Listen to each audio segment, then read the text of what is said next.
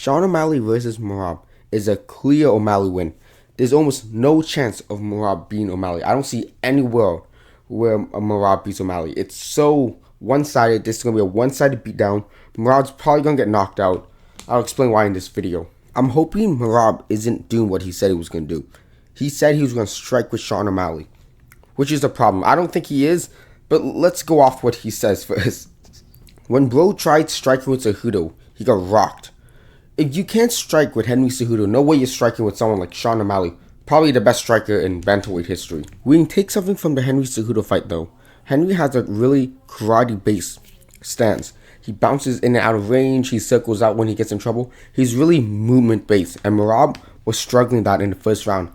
That was the round where Henry rocked Merab, and after the first round, in the second round, his corner was saying, I think you're struggling with your movement, which I totally agree. Yes, Henry was having success in the first round, but in the second round, it was a different story. Henry was getting tired, and he was stopped moving. He was trying to trade with Merab in the pocket. So he was really stationary, and Merab just dominated Henry as soon as he started getting stational. And you can see this through all Merab's old fight. When he fights Jose Aldo has a tie stance when he fights. So he's a high guard, and he's really stationary, and Merab just took advantage of it. The same thing with the Peter Yan fight. And I thought Peter Yan would beat Merab, but Peter Yan had the same thing. He has a high, tight guard. So when Merab throws, and then he just shoots for the legs. So Peter Yan was struggling because he has a high guard and he was really stational. O'Malley is a completely opposite story.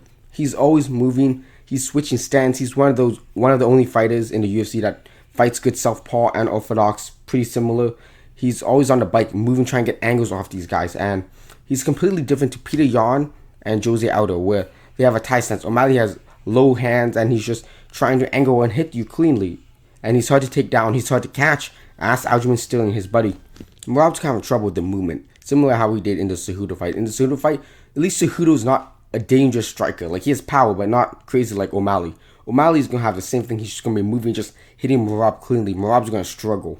The biggest problem Merab has in this fight is closing the distance. Merab's going to have trouble closing distance, kind of like how Aljamain Sterling did against Sean O'Malley in the first fight. People are always going to say this. Sterling should have shot more shots and close the distance. He was trying to close the distance the whole fight. It was just O'Malley was just so fast. He was just moving around the whole ring. So Sterling couldn't get him. So as soon as Sterling overcommitted in one of his shots, I think it was a left hand, O'Malley clipped him with a right hand and then knocked him out. Sterling was trying to close the distance. O'Malley's just too quick. His footwork is too fast, and he just couldn't close the distance. Merab's gonna have the same problem, but there is a difference though. The difference between Merab and Sterling's style is Sterling, when he takes you down, there's actually a threat of a submission coming. Sterling has good back kicks, he has good submissions from the back. Merab just doesn't have it. In the lead up to the fight against O'Malley and Sterling, O'Malley actually got injured, so he couldn't grapple or wrestle for 6 weeks. And that was a legitimate threat. If Sterling would have took O'Malley down and gotten his back, it would have been over. There would have been no chance of O'Malley being able to get up if he would have taken the back. Merab is a completely different story. Let's say Merab takes Sean O'Malley down. What's going to happen? He's going to pin him down for a little bit, and he's going to get up. Because Merab isn't good at holding people down either. So when he gets you down, he's not going to be able to submit you. That's the first thing. So the fight's not going to be finishing early. O'Malley has underrated jiu-jitsu as well. People forget about that. He's going to take you down, and he's not going to be able to hold you down. You watch his fight with Peter Yan, actually. Merab couldn't hold Peter Yan down. If you can't hold Peter Yan down, you're not going to be able to hold Sean O'Malley down. So he's not going to be able to hold him down and stall out the whole fight. He's not going to be able to close the distance, and he's not going to be able to finish the fight by submission. What is he going to do? I don't see how Merab wins this fight. This is kind of ridiculous. I don't see Merab winning. I don't see him outpointing O'Malley, because when he closes the distance, he's just going to get clipped up by O'Malley. If he gets in the ground, he's not going to be able to finish, and O'Malley's just going to get straight back up. And O'Malley might be able to submit Merab. You don't know.